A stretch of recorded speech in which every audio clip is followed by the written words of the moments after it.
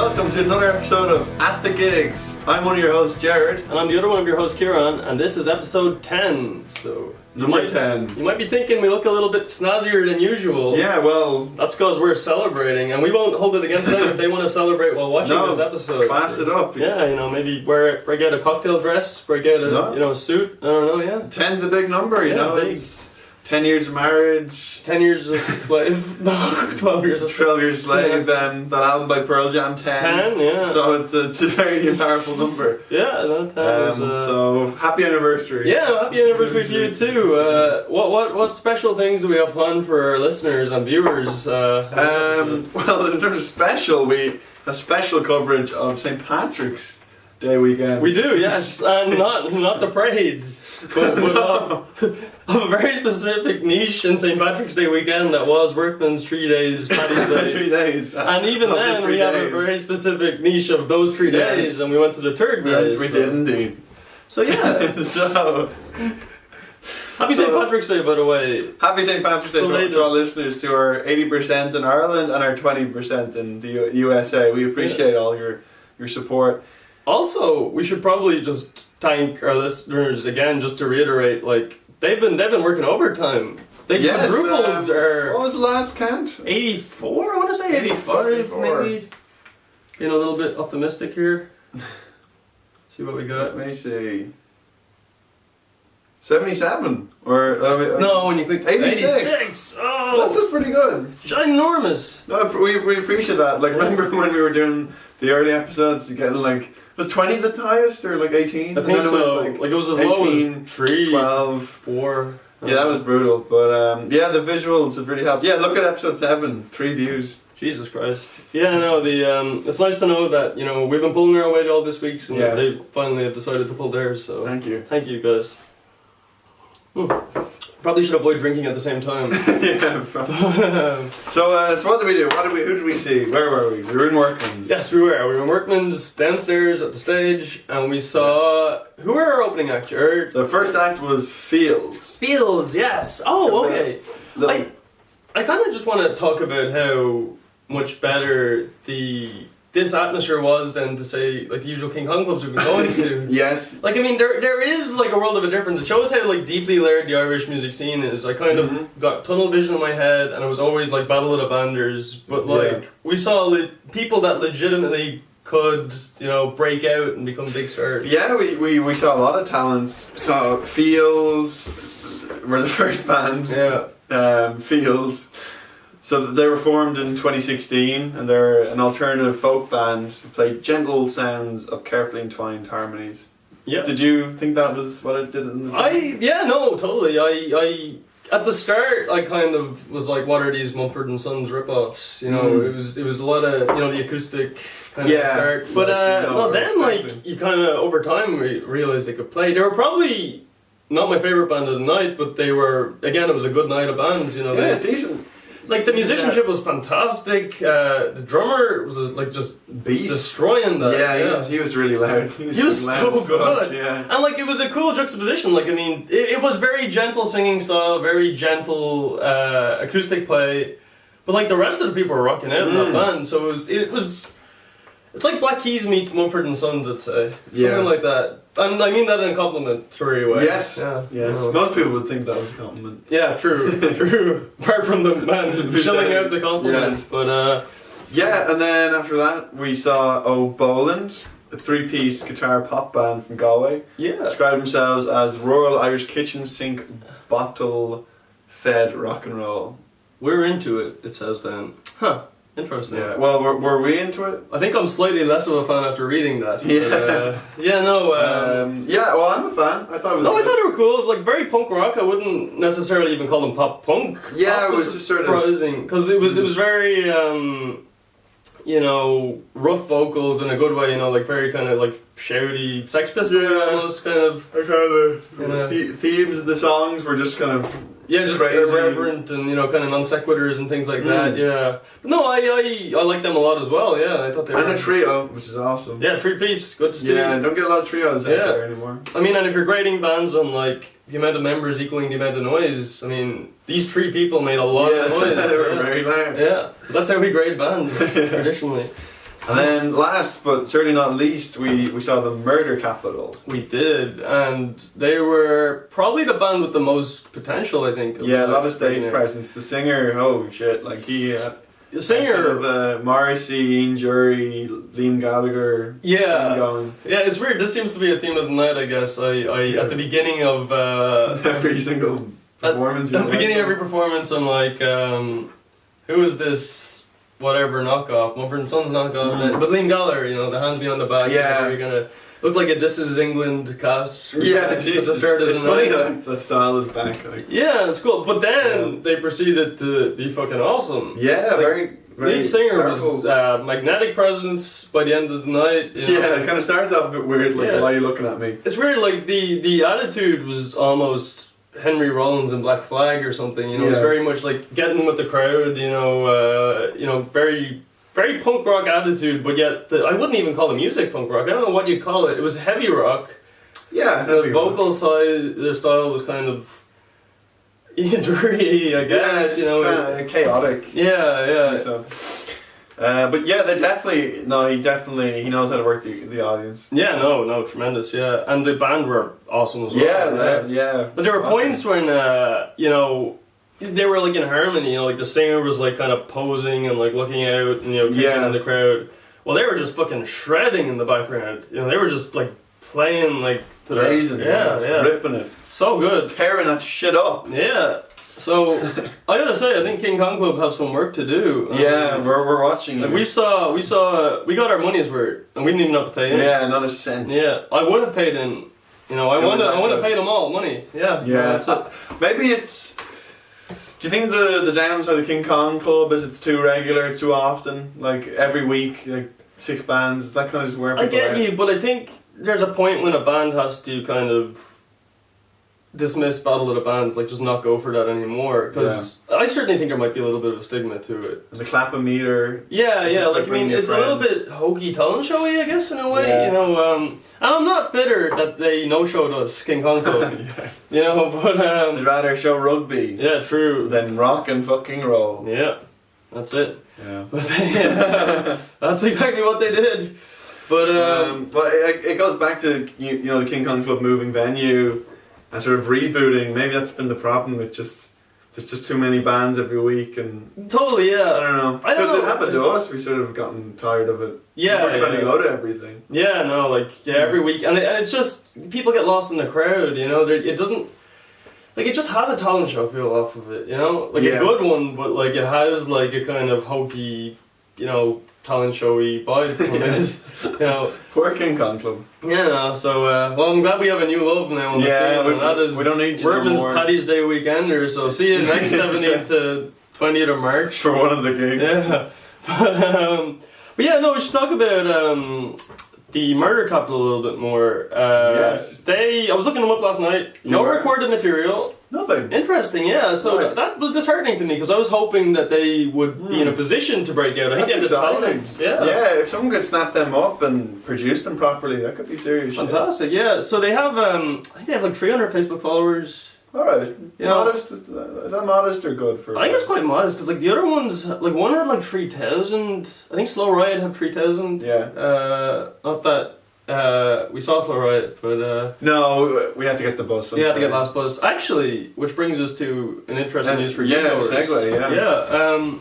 Gotta save that. No, but yeah. So Dublin Bus are proposing 3 24-hour routes. Right. Okay. And they'll be in place by the end of the year, ideally, which cover north side and south side, and one other side, I don't know, of the city.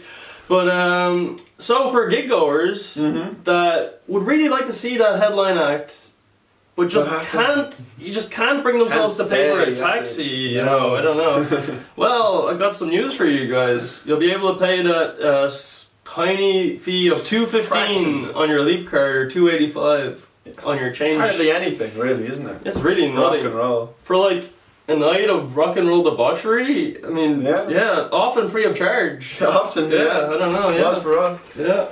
But in our defence, the taxi thing, we did blow all our money on the Friday show. Yes, we did. Oh yeah, well we'll come clean to our viewers. Unless you want to edit that out, I don't know. No, fuck it, we'll go with it. Yeah, it's charming. We intended on going. We intended on attending. We didn't tend to your needs, is what we're saying. Not attending or attending. So yeah, we went to the Friday show. We saw maybe. I don't remember any of the names. Yeah, we saw maybe like a few songs, and then we proceeded to spend the rest of the evening bamboozled, drinking, drinking, and so we're sorry we let them down, but we saw the last night acts. Yeah, we almost didn't, and then we were like, no, we have to go in. Trust us, we were as sober as I don't know who's sober. What's a sober part of the population? Mormons. Yes, we were Mormon sober. The Irish Mormons. In as much as we only had 3 bottles each. Yeah. when it was a 2-drink maximum. Yeah. So yeah, now we have a strict 2-pint maximum. Yeah. See, we got bottles, and then Kieran's like, well, it was pints in the agreement, so surely. Surely, yeah, we can have a few bottles. So we stayed for all the acts, barring of course Slow Riot. Yeah. We watched them intently. We got into it. Really, so. Yeah, but that brings me to another issue. As you saw in last week's episode, we have business cards, and we've been bringing them out with us, but we're not really sure if people are willing how to even approach people with them, because I don't know. It's just. I think we have to give a shout out to our own Instagram post. I'm proud of that one, of the the card on the toilet seat. So I think we added like a little bit of a reference to it, and I hope people realize that we're not like these goofs that that wear lasers. Yeah, like we do quirky shit like that, guys. So so maybe don't be so hostile when we try to give you business cards. Yeah, we only mean good. Having said that, we literally don't have to convert anybody that will see this. So no, thank you. So really, we're just speaking to nobody. Because the people that want the business or I haven't seen the show yet. So how's that Dublin bus route? What would even the north side one go to though? Like I don't know. It's like very preliminary. They literally just said, instead of saying parts of the area, it's north side, south side, and I think east side. I find that hilarious that they have all these Lewis projects, and like there might be like an underground metro in 2020 or something. I know. And they can't just get a bus route like forever. Yeah, I know. God, it's kind of crazy. But like I'm excited, more transport, more public transport's good for the environment, good That's for true. Yeah, so like I'm on board. Efficient, yeah. And this is it's a modern city. Like, it's really a joke not to have that stuff. What do you think of the proposed traffic-free College Green? I'm aware this isn't an infrastructure podcast, but funny enough, when we were in film school, one of our colleagues, I think he was doing a project on that proposed route, the proposal of it being a square. Really? In like 2012. Huh. And now Dublin Bus are blocking it again. Yeah. Oh, they're blocking it. Really? That's. Well, they've been blocking it. Yeah, I think they're the only ones in the way. Jeez, I'm sorry for saying all that good stuff about them earlier. Down with Dublin. Yeah, fuck them. I guess it would be fine. Well, it's already kind of closed off, isn't it? Like. You mean for traffic? Yeah, like driving. It's like they just send you back. I didn't know that. I just know that, say, getting into college was hell. Like getting caught up around Trinity. Yeah. Like you might have a 9 a.m. class to get to, and it's like 8:45. Yeah. And like you'll be there for 15 minutes just in the bottleneck. Yeah. It's like it's horrible. So I was on board with it. I don't know what the alternative proposal is where the buses get derouted, but if I worked for Dublin Bus, let's just say a lot more people will be happy right now. Yeah, that's it. So. Anyway, back to the music. Yeah, so. What? We're on the next section of the podcast. Oh yeah, the songs. So or we could talk about since they're kind of a true line in our podcast. Pearl Jam going to see them in Italy. Yes, that is the journey we're going on. They released their first song in 6 years. 6 years. No, Jesus. Maybe 5. 5 years, I think. I want to say 5. And it is called Can't Deny Me, or You Can't Deny Me. Can't Deny Me. You can't deny me. You can't deny me. Huh. It's weird, it's so new that it will not come up in your auto suggestions. First song in 5 years. Can't Deny Me. Yeah, I know you like it quite a bit. I thought it was alright, I've listened to it once. No, yeah, I've listened to it a couple of, and I do like it. I just it's hard to get excited about new music from, you know, bands of the past that are... Like, to me, I said this to you yesterday, but it sounded like a gentler version of Do the Evolution to me. Yeah. So, and then I said this joke to you yesterday as well. Do the de-evolution. De-evolution, okay? yeah. But, yeah, no, you know, it's hard to get... I know it's good, like, I don't know, like, they're being vocal, like, agree with protest or not, they're being vocal and they're trying to do something more deep with their music than your average band, I guess. Yeah. Okay. I think the song is kind of catchy, you know, it's good. But again, I don't know, it's difficult. Like, I can't think of their last amazing song, you know, like, if you go from Lightning Bolt, I know Siren's got a lot of airplay. Oh, I didn't like that song. Yeah, no, I liked Mind Your Manners. Me too, yeah. But in terms of like a hit, like was that like what was your like Sirens was their last like like a radio kind of song. Yeah. It's like Do the Evolution, and I know that's like 20 years ago now, but that's probably like the last song I can think of. Is that a classic? Yeah, Learn to Fly. Learn to Fly. Oh, Given to Fly. Yeah, there's a lot of Fly songs. There's Learning to Fly by Pink Floyd. There's Learn to Fly by Foo Fighters, and there's Given to Fly. Right, and Given to Fly sounds exactly like a Led Zeppelin song. Does it? I think it's Given to Fly. That one? Yeah. Yeah. Maybe Ramble On? I don't know. No, well anyway, yeah, like it's like an in-joke in music that they ripped off a Led Zeppelin song. Here we go. This will be it. Yeah, Going to California? Is that what's called? Going to California. That's it. Robert Plant teases Pearl Jam about lifting Led Zeppelin's Going to California. It is quite blatant, to be fair. Are you familiar with Going to California? Yeah. It's very similar. Yeah, I don't know. Like, that wouldn't be the most heavy-handed kind of version of that I've ever. Also, you know, I actually am fairly. No, not sympathetic. That's a poor word, but I don't necessarily always call theft when somebody robs music, because, like, you know, musical arrangements, like, after a while there's only so many that can... Yeah, I mean, if you go into it, there's a lot of stuff that's like a rip-off of... Yeah, like everything's an evolution of an evolution. Yeah. Apart from Can't Deny Me, which is a de-evolution of a... But no, I must say I like it. I'm glad that they're taking on their elder statesmen, but they're like angry. They kept their anger. Yeah, better than the Foo Fighters. Wait, but who isn't? Yeah. But yeah, no, like, and I'm super excited to see them. Can't wait to see them. Will I really want to hear Can't Deny Me or whatever you call it? Probably not. Will I really want to hear Even Flow? Probably. Yeah, can't deny that. But very well, the new album will be coming out. Yeah, I'm excited. I don't know when it's coming out, you know? No. Hopefully before we see them. And I say that assuming that there's going to be awesome tracks that I want to hear live. Oh, yeah. So. That's the problem with like the Chili Peppers with I'm With You. Yeah. I'd rather not... the album exists, so I get to see them at them playing. Yeah. Like, imagine just seeing them when all they had was like good stuff. Yeah. And like the occasional, you know, clunker from their early albums, like their very early albums. Yeah. But but having said that, I don't know. You know, if Pearl Jam played Mind Your Manners live, if they Getaway live, they're probably going to play Sirens live. We can't avoid that. Yeah. But even then, like, I mean, it's fine. Like, it's not the most objectionable song. Yeah, I know, I can picture it, like, with light rain coming down, and, like, you're with someone, like, da-da-da. Could be a beautiful moment. Could be. Yeah, in our podcast history. We'll find it ironic. Yeah. We're enjoying it. Yeah. I mean, rainy Italy in summer, you know. That's gonna be... the light rain. Yeah. So anyway, what is your song of the week? Apart from Can't Deny Me, of course. Yeah, but... after Can't Deny Me, my song of the week is New World Man by Rush. It's from their 1982 album Signals. Nice. And it was actually their only ever #1, which is weird.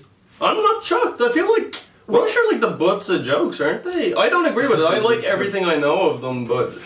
Yeah, no, I'm just surprised that this song was #1. Like, it's a good song, but I just... Oh, wasn't the thing that you thought would have resonated? Yeah, I felt like of all the songs. Yeah. But yeah, it's a good song. It's... New World Man. has this kind of weird synthy start, but it was their first album after Moving Pictures with, you know, the classics Tom Sawyer and YYZ and all that. But it's a great follow-up album. I think it's really strong. Nice. And we should say we're including the links to these songs in our video description, so please check them out. Check them out, you know, and maybe get in touch and tell us what you think. But yes. That's not going to happen. But okay, well, over to you. What's your song? So yeah, I've been listening to a lot of Built to Spill. Built to Spill. Yeah. I do not know them. They're kind of like a early to, well, they're still going. They released their last album in 2015, but they like had like their success early late 90s. Okay.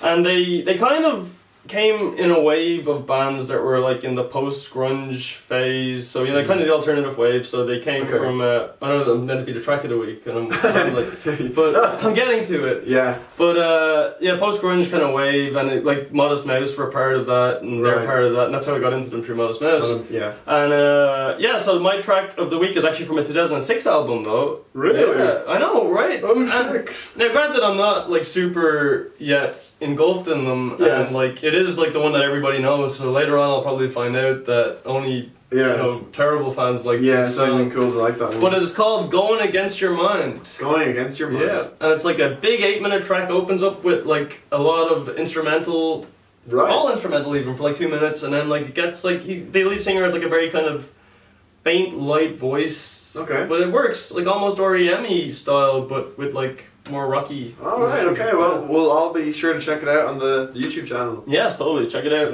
Yeah. So. Any more orders of business? I guess we gotta give the people what we're gonna see next week. And what is that?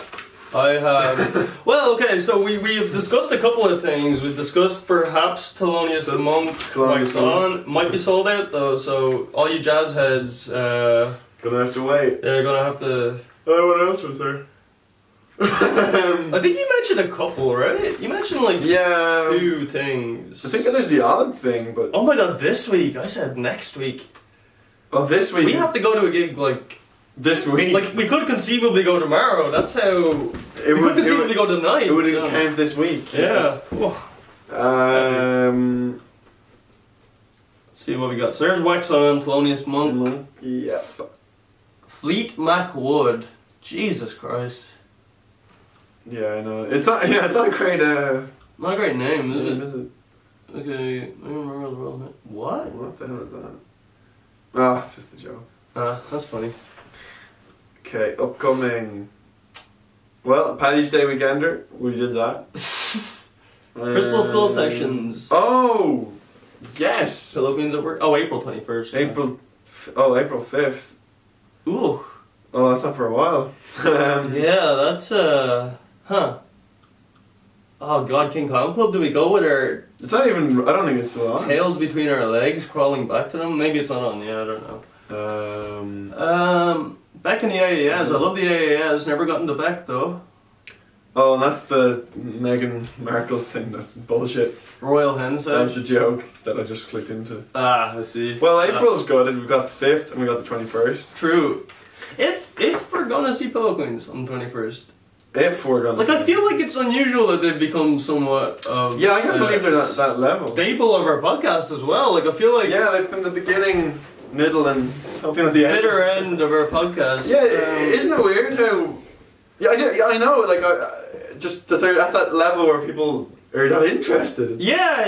I mean, you know. I guess it's you know, they're of the time and people find that awesome. Yeah, no, totally. And like, I mean, they're catchy. They got catchy tracks, you know, as well. But I don't know. I just feel like our coverage of them has indicated a bigger fandom than there is. I think the Murder Capital would blow them out of the water. Me too. I think that lead singer has more stage presence than basically anyone we've seen. Honestly, yeah. Like, I mean, honestly, like, I think that's something to harness. Like, he's a star. Yeah. Dude's a star. Yeah, he's got. And I did, as you were saying earlier, I did like the division between him and the band. Like, they seem to work together but be separate. Yeah, in a certain yeah. way. Like, you could be captivated by just his weird movements and shit. Yeah. Weird. No, like drugged out eye rolls and stuff. Not that I'm saying that he was under the influence of it, but it was very strange. Yeah, it's a weird one, but yeah.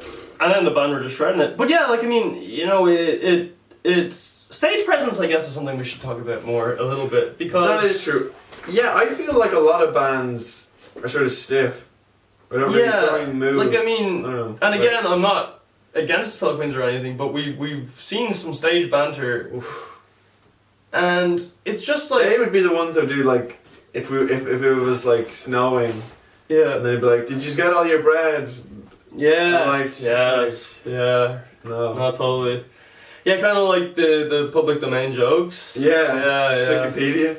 Well, they wouldn't even do those ones. Yeah. Well, I don't even know what that is. Oh, you know, it's just a stupid joke site. Oh. It's like Wikipedia, but just Wikipedia. It's like hilarious. Like a man gets his dick caught in a doorknob. You know, I don't know. It's just like. How do you get your dick caught in a doorknob? In a keyhole, maybe. But I do think stage presence is important and lacking on the Irish scene until I guess last night because everybody had Bitch something. Falcon was pretty good. She jumped into the crowd. Yeah, I think actually I'd appreciate them more. Maybe we should. Oh, we missed them in the Bowery. March 15th, weren't they? Yeah. I think I'd be more into Bitch Falcon now if I was to see them again. I think when I saw them, there is something about Wheel and Sound, you're right. It's just not. There's something inhibiting about music that blows your head off. Oh, well, I'm at the Bowery more than. I didn't mind Whelan's. Shit, yeah. That particular gig was bad. Yes, yeah. I was deaf for like 2 days. That was horrible. I was really just like, my ear was fucked. And like when you think about it, like, Workman's the other night, last night even, they like blasted. The music was loud. You could feel it. You could feel that it was loud. But yeah, it did not impact my hearing. Isn't it a weird thing? I guess sound engineering is a real art. And they don't have it in Whelan's. Yeah. Ooh. No, but that's what always confused me about live sound. Like, you know, big shows, they would just blow your head off. Like, through arena and all that stuff. I don't know, like, just these people are like worshipped, but like, it seems really loud. I don't know. Yeah. No, like, I mean, like, I don't want to sound like old and conservative about it, but like, if you're going to actually appreciate music, like, just, you can't just rely on the atmosphere. You have to hear what they're playing, you know, comfortably, and you have to be able to, you know, differentiate songs that it's so loud. Yeah, but I think we're learning ourselves. Our ears are sort of becoming more accustomed, getting tweaked or growing with age. Yeah, hopefully not 10 episodes. going deaf. But, So anyway, what are we seeing next week? Okay, next week. Oh, fucking Thelonious Spunk. Do you want to see? Yeah, I'm losing a little bit of steam for that. Because it's in Workman's, or? No, well, we were in Workman's though, and that was delightful. That band. It's not like it's not like King Kong Club are presenting it or anything. No. Because there's no rugby involved in jazz, sadly. No. Let's see. Upcoming gigs. These are all probably a bit too. They're probably all big. Now, there is. I believe Gary Newman. When is that, this month? I think so. I think it's like very soon. Now, I don't know. Is it weird to do that? I don't mind. It'd be funny. Isn't it weird that we talk about Jason Newsted and Gary Newman a lot? A lot of new. Yeah. Out with the old and with the new. That is very true. Brand new acts. Oh, maybe he's been here. He might have literally been already.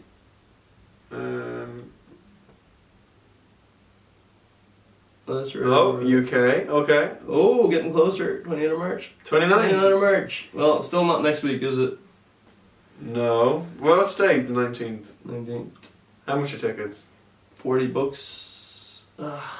No, it's crazy. Let's not do it. Well, unless we take a week off and then we watch it. No, that's toxic. We can't take a week off. We'll never come back.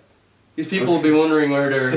yeah, but I know we'd be booking, we'd literally have tickets for a show. I know, but still. What are they going to do with their week? Yeah, at the week. Okay, well, we might go to Gary Newman. I don't know. Yeah, like eventually. But what's their fix for... Maybe... I don't know. Is it like just a surprise? Or are we giving them a...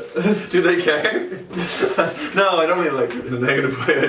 Are they worried about I mean in a negative way. The Dwarf Jar? I don't know. Dwarf Jar? Oh, the thing on Wednesdays, the jazz thing. Mm. Yeah. How about we cut at... Yes, okay. We'll figure it out. Okay, here we go. like nothing happened. Just do it. Okay. Is that weird? So. That's recording, is it? Yes. Okay, so. Yeah. So next week our gig will be At Garageland in the Grand Social. It will indeed. Yeah, so that'll be exciting. So all you Garageland heads might want to tune into that. See you there. Yeah. So yeah, I think that's all the good shit we got for the people. Yeah. Okay, so That's all from me. that's all from me. This is At the Gigs episode 10. Celebrate.